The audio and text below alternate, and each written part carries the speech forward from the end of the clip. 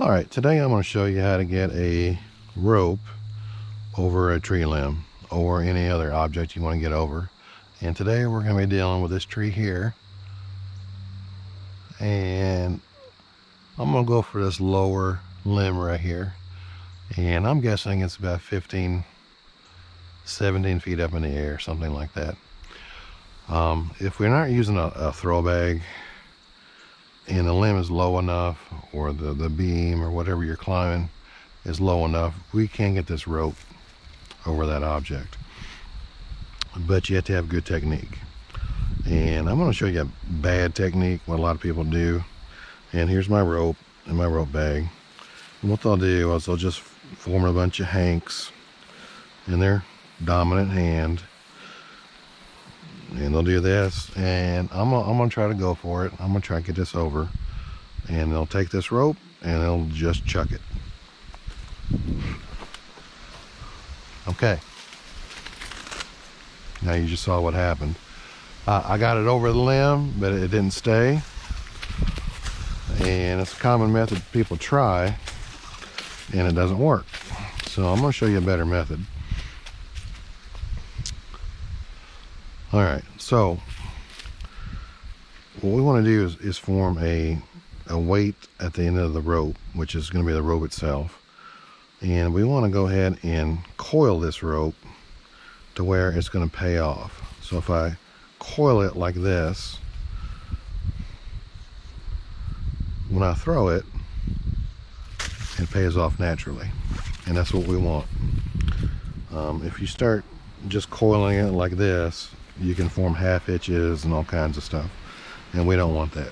So put it in your hand, and let's make anywhere from a foot to 18 inches or so a nice coil.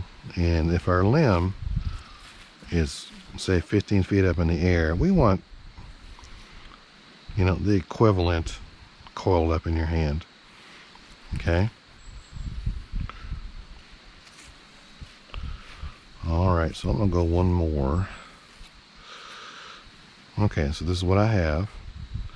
And what I want to do now is I want to grab it up here, and I want to take this, I want to wrap it 2 or 3 times. Okay, you don't want to wrap it too many times, because if you do, it won't uncoil.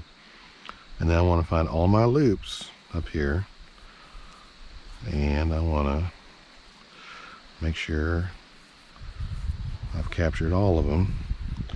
And then I'm going to take this rope and take it through. Okay, now I've got one crazy loop here. Let's straighten him out. Okay, so what you've created is a handle right here.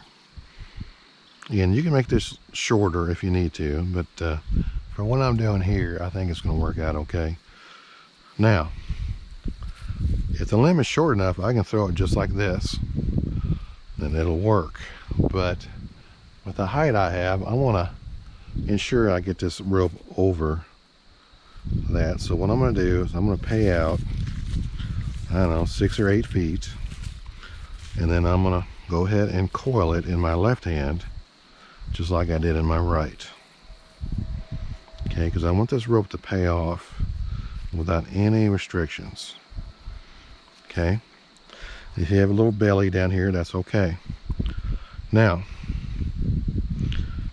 when I throw this, I'm going to be throwing underhand, and I'm going to use my body and my legs to throw it. I'm going to swing, and I'm going to, one motion, I'm going to throw both up at the same time. But since this is my dominant hand, this is going to take the most of my energy in my right hand, and this will just pay off in my left hand. Okay, so there's my limb. Let's see if we can't hit it. Okay, we're going to take a couple practice swings, and then use your legs, look at your object, and throw.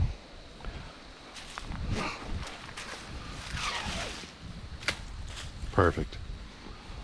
Okay, so I got the rope over the limb.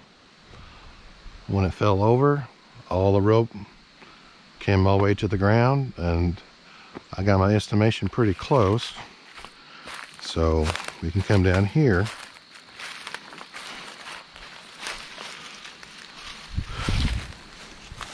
My rope is barely touching the ground. Perfect. So if I look up, there's my rope. Okay, now if I wanted to climb this tree, I could tie this off somewhere and then climb the other strand and go straight up. Okay, that is how you get a rope over a limb. I hope this helps. Practice matters, but that's how you do it.